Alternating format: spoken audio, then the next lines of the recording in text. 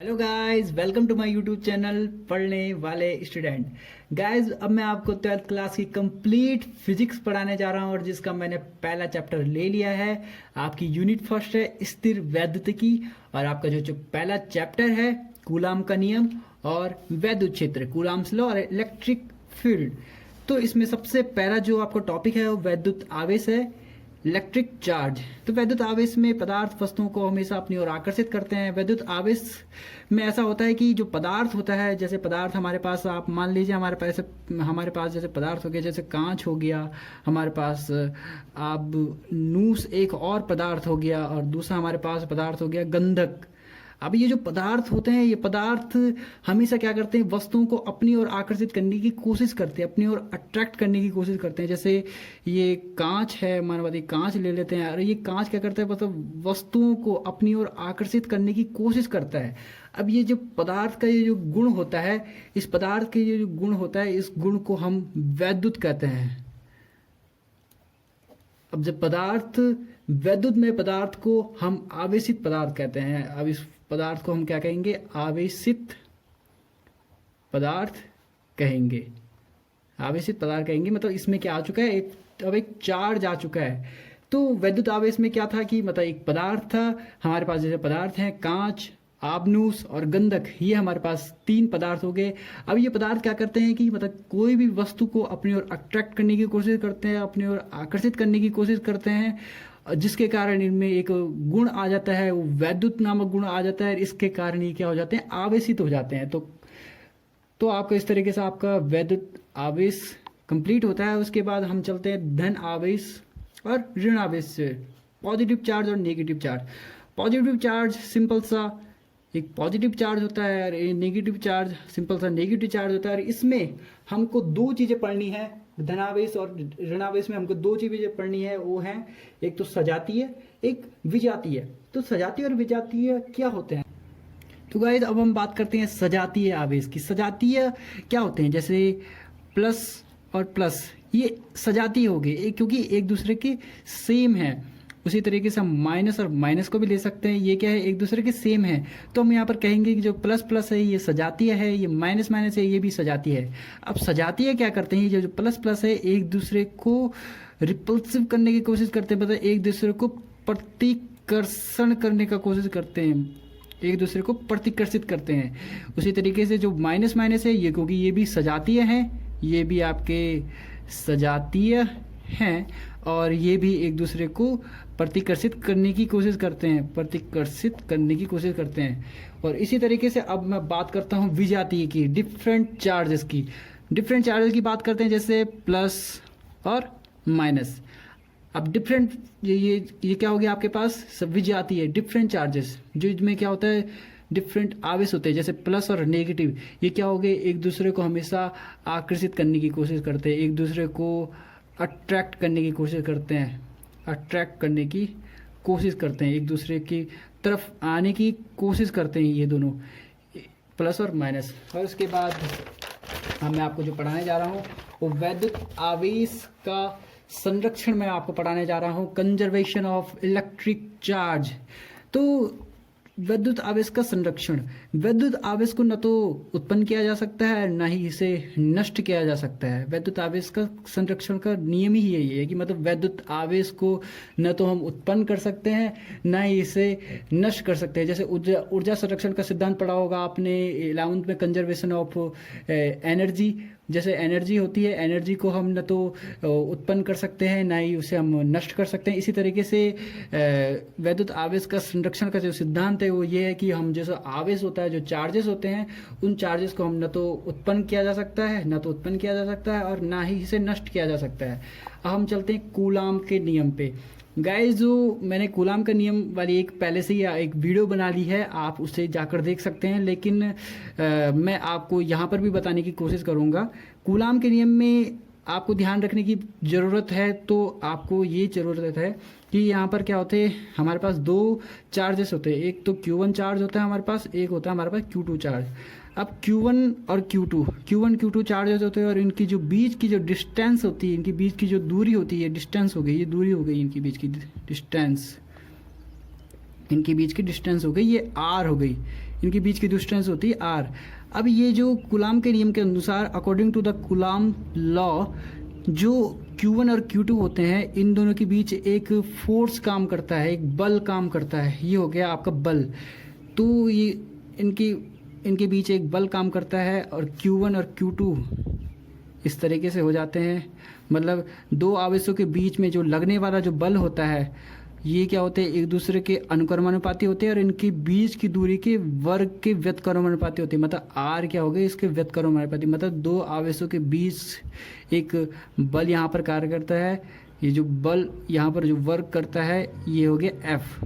और ये जो बल होगा, इनके बीच जो लगने वाला आपका जो फोर्स होगा, जो बल होगा Q1 और Q2 के बीच, ये इनके अनुक्रमानुपाती होता है। और इसके बीच की दूरी के, इन दोनों की जो बीच की दूरी है, उसके वर्ग की, ये वर्ग का साइन है, इसके व्यत्क्रमानुपाती होता है। ये अनुक्रमानुपाती और ये क्या हो गया, व्यत्क्रमानुपाती।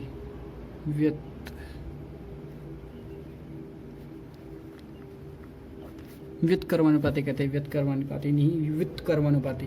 अब इस तरीके से ये जो आपका जो प्रपोजनल का साइन है, ये हट जाता है और प्रपोजनल का साइन हट के आपका K Q1 Q2 upon are square इस तरीके से बना देता है, जो आपका यहाँ पर मैंने बना रखा है। क्योंकि इसका पहला जो स्टेप है ये है एफ अनुक्रमानुपाती Q1 Q2 upon are square. उसके बाद जब ये हट जाता है तो यहाँ पर एक K यहाँ पर एक स्थिरांक है। K जो यहाँ पर है एक स्थिरांक है, जिसे हम कांस्टेंट भी कहते हैं। K यहाँ पर एक तरह का स्थिरांक हो गया। अब जो K का मान है वो निर्वात में 1 होता है, 1 होता है इसका मान, और K का मान और एक भी होता है कि 1/4 बाय एप्सिलॉन 0। इसका जो मान होता है 9.0 इंटू 10⁻1। उसके बाद यहाँ पर जो वहाँ पर 1/4 बाय एप्सिलॉन 0 हो जाता है, तो उसके हम लिखते हैं 1/4 बाय एप्सिलॉन 0। अब ये Q1 Q2 upon are square. अब गाइस यहाँ पर देखिए आप कि F = K Q1 Q2 upon are square है। यहाँ पर ये आर स्क्वायर है। अब जब इसको अगर हम K का मान यहाँ पर पुट कर लेते हैं, तो K का मान जो ये था 9.0, और इस तरीके से यहाँ पर इस तरीके से हो जाता है। और K का मान यहाँ बीच में भी आ जाता है। F = 1/4 by epsilon 0 Q1 Q2 upon are square इस तरीके से। एप्सिलॉन का मान ये भी होता है 8.846 into 10⁻12 C square minus newton metre square. उसके बाद हम आते हैं वैद्युत क्षेत्र और वैद्युत बल रेखाओं पे। इलेक्ट्रिक फील्ड और electric line force. Electric field और इलेक्ट्रिक, ये हो गया आपके पास इलेक्ट्रिक फील्ड और इलेक्ट्रिक लाइन फोर्स। वैद्युत क्षेत्र, वैद्युत बल रेखाएं। तो वैद्युत क्षेत्र वह क्षेत्र है जिसमें एक आवेश किसी अन्य आवेश के कारण आकर्षण बल व प्रतिकर्षण बल का अनुभव करता है। मीन्स वैद्युत क्षेत्र में ऐसा होता है कि आपका एक आवेश जो होता है वो दूसरे आवेश के कारण आकर्षण बल और प्रतिकर्षण बल का अनुभव करता है। जैसे आप देख सकते हैं कि मतलब हमारे पास ये दो आवेश हैं Q1 और Q2। अब जैसे यहाँ पर Q1 आवेश मैंने रखा है, अब इसके बगल में अगर मैं Q2 आवेश रख दूँ, तो ये जो Q1 होगा ये इसके कारण अट्रैक्शन फोर्स का एक्सपीरियंस भी करेगा और रिपल्सन फोर्स का भी एक्सपीरियंस करेगा। आकर्षण बल का भी एक्सपीरियंस करेगा, ये आकर्षण बल का भी अनुभव करेगा, ये जो Q1 फोर्स होता है, और प्रतिकर्षण बल का भी ये अनुभव करेगा। अब मैं फिर से बता देता हूँ, हमारे पास एक Q1 चार्ज है। अगर इस Q1 चार्ज के बगल में अगर मैं Q2 चार्ज लग देता हूँ, तो ये जो Q1 चार्ज होगा ये आकर्षण बल का अनुभव भी करेगा और आपके प्रतिकर्षण बल का भी अनुभव करेगा, दो तरीके के। तो ये होता है आपका वैद्युत क्षेत्र। उसके बाद वैद्युत क्षेत्र के बाद हम चलते हैं वैद्युत बल रेखाओं पे। Electric line force. वैद्युत बल रेखाएं वे रेखाएं जो काल्पनिक वक्र पर खींची गई हो वैद्युत बल रेखाएं कहलाती हैं। जैसे इन्हें इलेक्ट्रिक लाइन फोर्स भी कहते हैं, इलेक्ट्रिक लाइन फोर्स भी कहते हैं। जैसे हमारे पास ये वक्र है, अब इस पर हम एक तरीके से ये रेखाएं खींच देते हैं, ये रेखाएं खींच देते हैं, इस तरीके से हम खींच देते हैं, ये रेखाएं खींच देते हैं। तो ये क्या होगी, आपकी वैद्युत बल रेखाएं हो गई, वैद्युत बल रेखाएं हो गई, वैद्युत बल रेखाएं आपकी इस तरीके से हो गए। उसके बाद हम चलते हैं वैद्युत बल रेखाओं के जो गुण हैं, इनके जो फीचर्स हैं, इनकी जो क्वालिटीज़ हैं वो क्या है, इसके अंडर हम ये पढ़ेंगे वैद्युत बल रेखाओं के गुण। Feature of the line of forces. तो वैद्युत बल रेखाएं सदैव धनात्मक से निकलती हैं और ऋणात्मक पे जाकर खत्म होती है। मतलब ये वैद्युत जो बल रेखाएं होती हैं हमेशा धनात्मक मतलब पॉजिटिव सोर्स से निकलती हैं। जो पॉजिटिव सोर्स होता है, पॉजिटिव जो सोर्स होता है उससे निकलती हैं ये हमेशा। और जो नेगेटिव सोर्स जो होता है, नेगेटिव जो ऋणात्मक जो सोर्स होता है उस पर जाकर ये क्या हो जाती है, खत्म हो जाती है। मतलब एक धनात्मक स्रोत से निकलती है और ऋणात्मक स्रोत तक खत्म हो जाती है। स्रोत, ऋणात्मक स्रोत में यहाँ शॉर्ट में लिख रहा हूँ, आप देख सकते हैं। यहाँ धनात्मक स्रोत से निकलती है और ऋणात्मक स्रोत में जाके खत्म हो जाती है। उसके बाद जो दूसरा गुण है, दूसरा फीचर जो इनका है, वैद्युत बल रेखाएं वैद्युत बल रेखाएं वैद्युत क्षेत्र में वैद्युत बल की दिशा को प्रदर्शित करती है।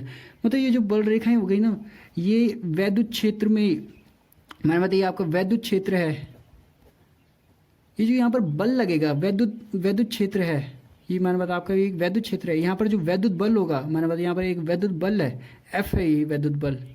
यहाँ पर वैद्युत जो बल हो गया आपके पास, वो हो गया आपका एफ। अब इसकी जो दिशा को प्रदर्शित करेगा, दिशा को जो बताएगा, इसकी दिशा को जो बताएगा वो होगा आपका वैद्युत बल रेखाएं। इसकी जो दिशा को बताएगा वो होगा वैद्युत बल रेखाएं। आप देख सकते हैं कि वैद्युत बल रेखाएं वैद्युत क्षेत्र में वैद्युत बल की दिशा को प्रदर्शित करती हैं। मतलब वैद्युत जो बल रेखाएं हो गई वो वैद्युत क्षेत्र, मैंने बताया आपके पास ये एक वैद्युत क्षेत्र है और इसमें एक एफ बल लगा हुआ है और ये वैद्युत बल रेखाएं क्या करेंगी, इस एफ की दिशा को बताएंगी। इस एफ की दिशा की, या इसकी दिशा ऊपर है कि नीचे, इस तरीके से इसकी दिशा बताएंगी। और तीसरा इनका जो फीचर होता है, वैद्युत बल रेखाएं कभी एक दूसरे को प्रतिच्छेद नहीं करती, मतलब कभी भी एक दूसरे को काटती नहीं है। आपने देखा होगा जैसे वक्र पर जो वैद्युत रेखाएं निकलती हैं इस तरीके से, तो ये कभी भी एक दूसरे को नहीं काटती। ये अपनी तरफ चल रहा है, ये अलग चल रहा है, ये अलग चल रहा है, ये अलग चल रहा है।